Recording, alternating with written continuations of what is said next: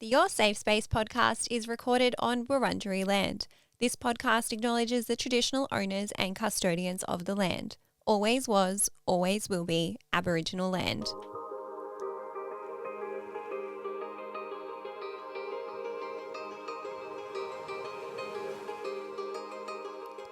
Welcome to Your Safe Space, the podcast. I'm your host, Adele Marie, and this podcast is here for you.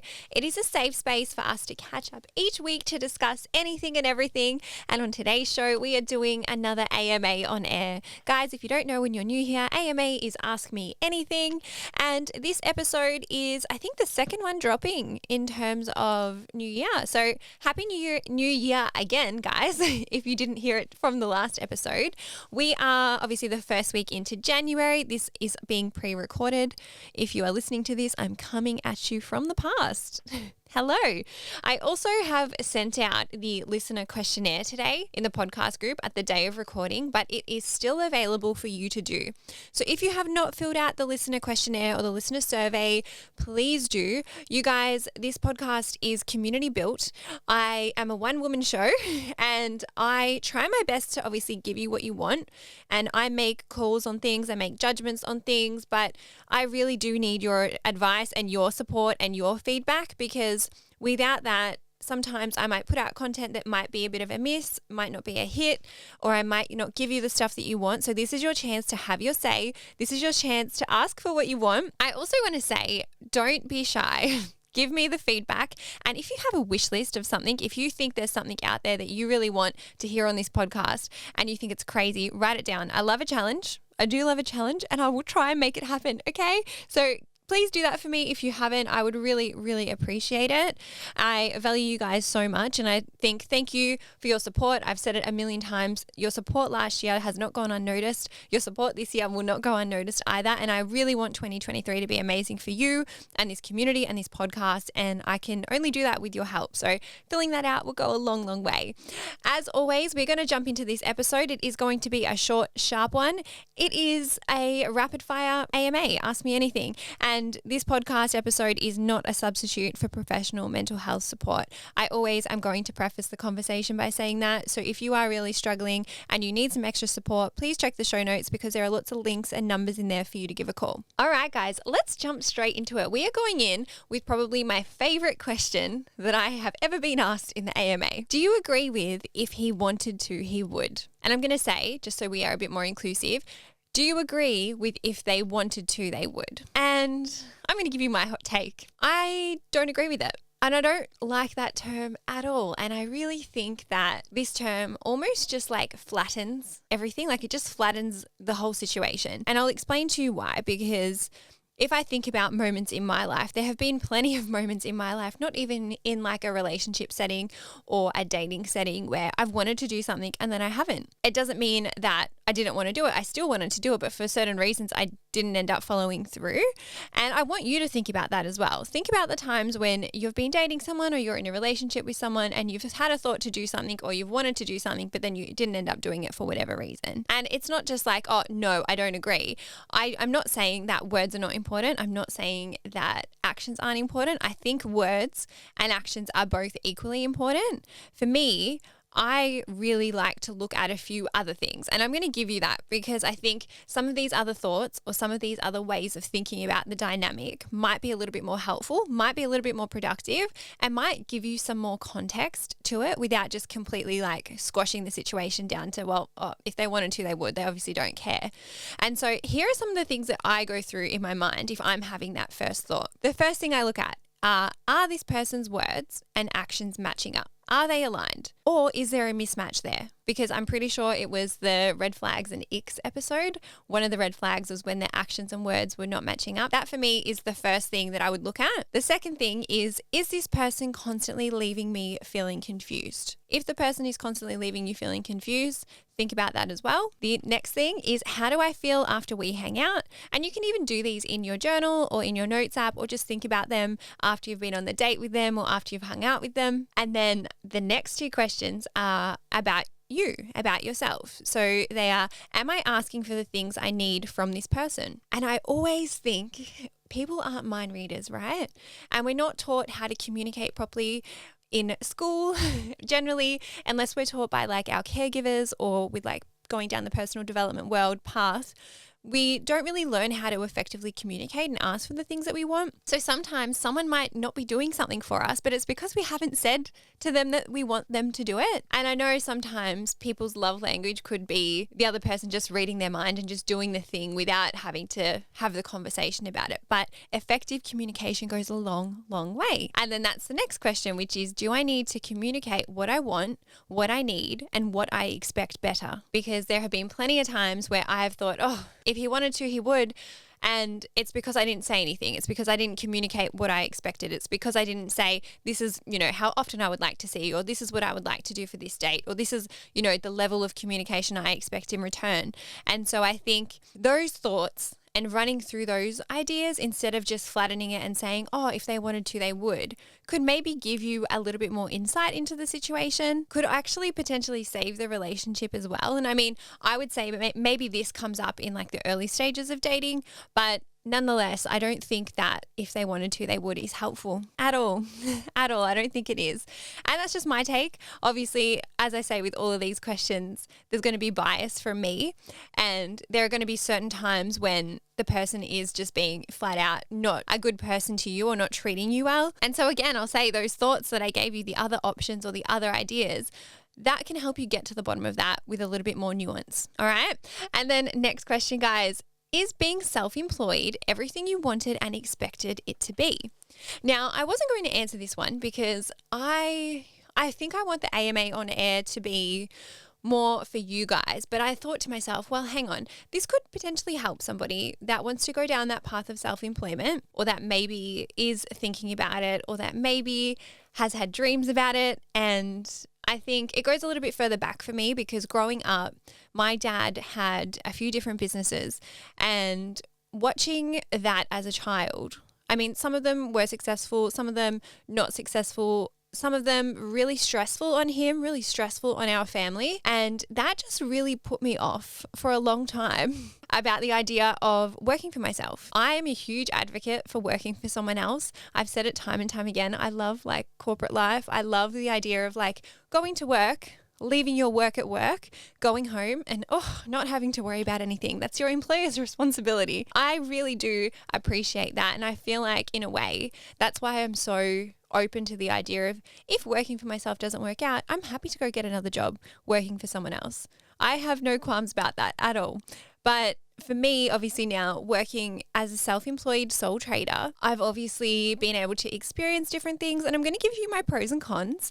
And I want to say I'm still new to it. At the time of recording this, I have only been self-employed sole trading full time since September, the first week of September. And I recorded this episode in the second last week of December. So at the very most, we're at the end of 3-4 months. So I still think there's probably more things I'll learn, but this is what I've learned in this time. Here we go. I'm going to start with the pros. I'll give you the good first. Number one is autonomy. I can make my day however I see fit. I can choose my hours. I can take a break if I want. I can do whatever it is that I want. And I've spoken about autonomy a lot on this podcast. I value it quite deeply. And so that is probably the number one pro for me. Number two is better job satisfaction. And I didn't fully understand this until I actually quit my last job, but I was quite unhappy in that role. And I didn't realize how unhappy I was until I was out of it and doing this for myself, doing all the things that genuinely fulfill me. And I'm very, very, very lucky that I was able to go out and work for myself and create, different pathways for myself and get that satisfaction. I guess for me, when I think of my last job, I was selling energy. I was selling electricity and gas, right?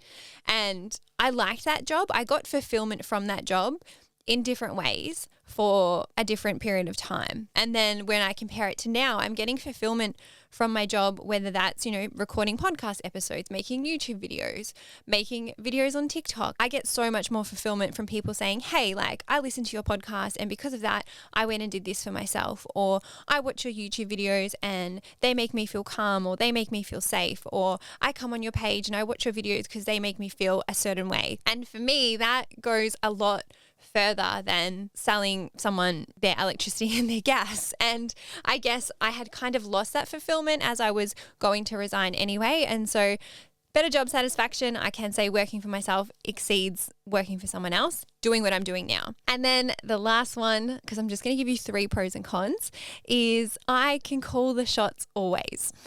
I'm my own boss. And I guess that is tied into autonomy. But what I like about it is if I don't want to work with a brand, if I don't want to do something, I don't have to do it. I don't have to really answer to anyone other than myself. And I love that about it. And I think obviously there's freedom as well in the sense that if I want to rock up to work wearing what I'm wearing, or if I want to work in my active wear, I freaking can. If I want to take holidays whenever I want to take holidays, I can. So I really love that element of it, not having to answer to anybody else. And then the cons. So the first one is my work-life balance is all over the place. And you guys might be aware of this. I think I've spoken about it a few times. I think the line becomes so blurred for me anyway, and maybe other business owners will relate, but when it's your baby and when it's your business and when you're responsible for the money coming in, it's like, well, that switch off button doesn't really happen. And I say I quit a 9 to 5 to work a 24-hour, and it's not a full 24 hours. So I don't know if that's completely fair, but I definitely have struggled to see that this is work. This is my life now, especially because I vlog everything. And so I think it's probably layered there with that element of vlogging, because I do vlog every single day. I vlog every single day on YouTube and on TikTok.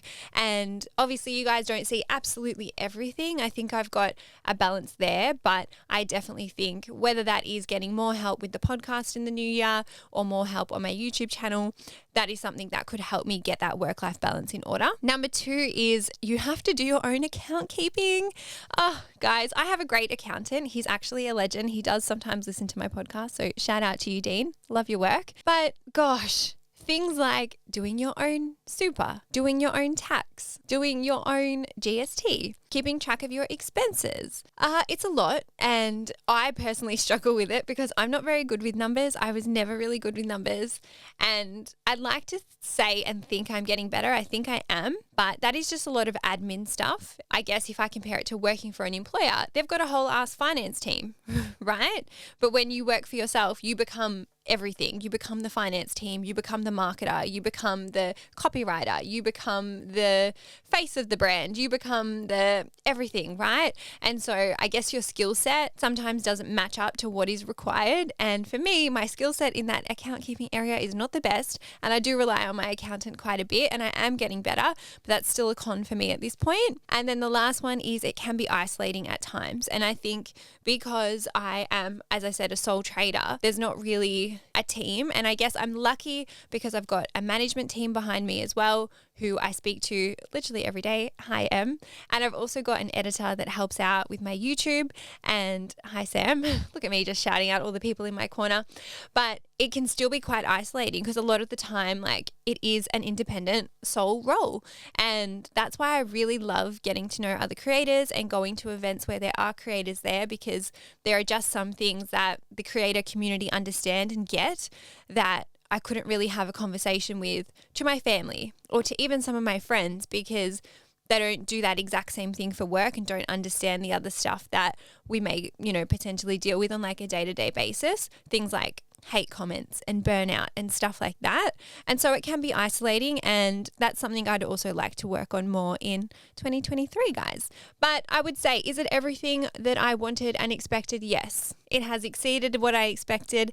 It has been the best thing for me. I have not looked back once, even though I've had my old job calling me, asking me to go back a few times. I said to myself I would lean in and give this my best shot, and you guys have had my back the whole way. So thank you. And thank you for allowing me to do this for a job. All right. Question number 3. Can you address how to deal with not drinking? I'm trying to stop, but I feel judged by my friends.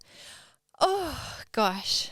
I feel you. I've wanted to talk about this on the podcast for ages, and I feel like I've spoken about it here and there in some of my content. And I also think it's a fitting AMA question given the time of year. Maybe I'm a little bit late because I feel like this will come out after New Year's, but we have a very big, drinking culture here in Australia. And if I think back to when I was a teenager, even in year 8, year 9, year 10, we would be young teens, in our mid-teens, going to parties. There would always be alcohol there. It wasn't like a let's just have one drink. It was like a binge drinking culture for me anyway. I don't know what it's like now amongst that teen generation. I definitely think there is that issue in Australia. I guess I just needed to preface the conversation by saying that, because I think that's one extreme. And then I think you've got the other extreme where you have individuals that can enjoy a drink and cannot take it too far and enjoy it, and it doesn't have to be something that is to the extreme. And so I just want to say, it's okay if you do enjoy a drink. It's okay if you want to drink at events. It's okay to do that if it's something that you like and it's something that feels good for you and it's not hurting you and it's in moderation. That's cool. I'm not sitting here ever telling anyone not to drink, and I don't think it's black and white. I truly do believe in moderation and balance.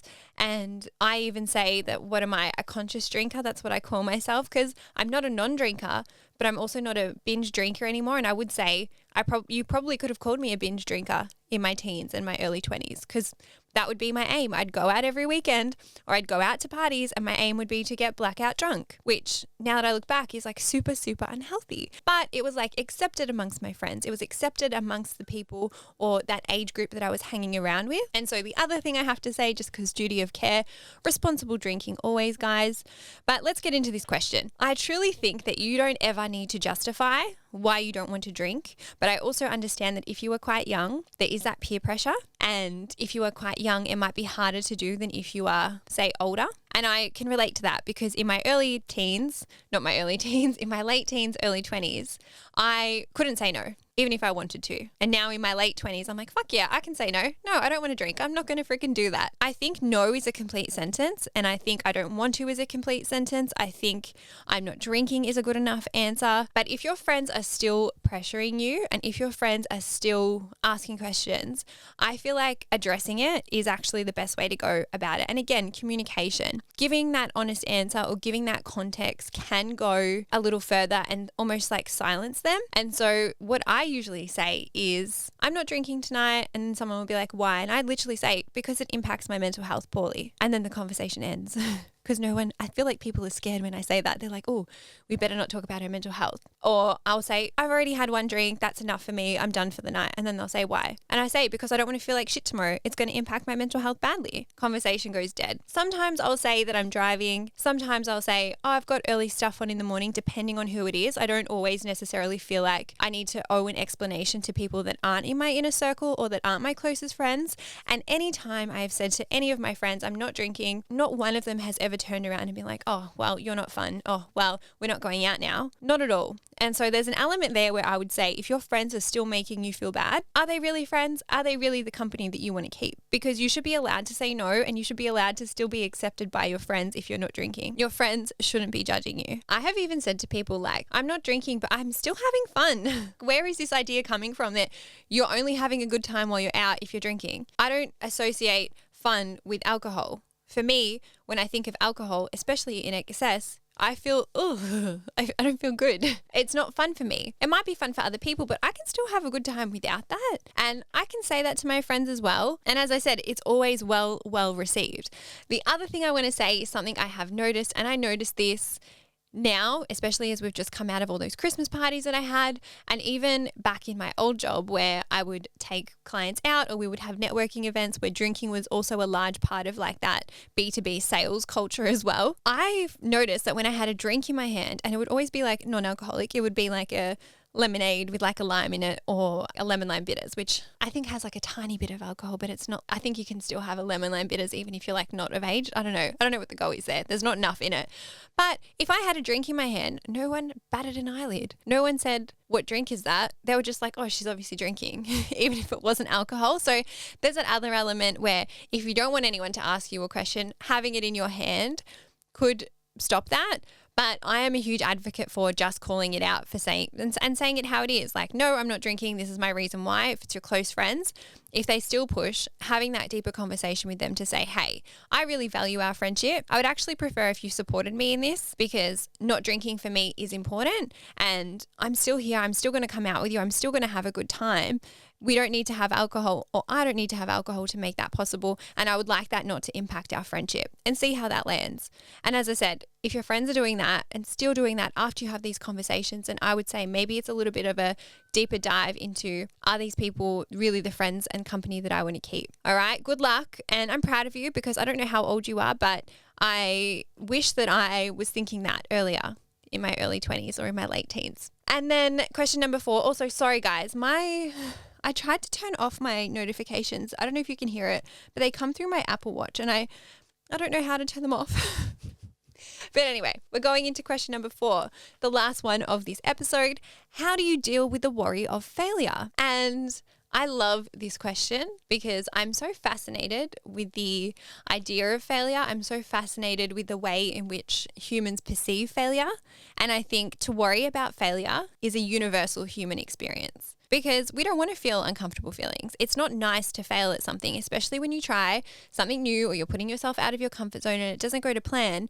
There's a lot that comes up when you don't succeed. There's a lot that comes up. It might be embarrassment. It might be shame. It might be guilt.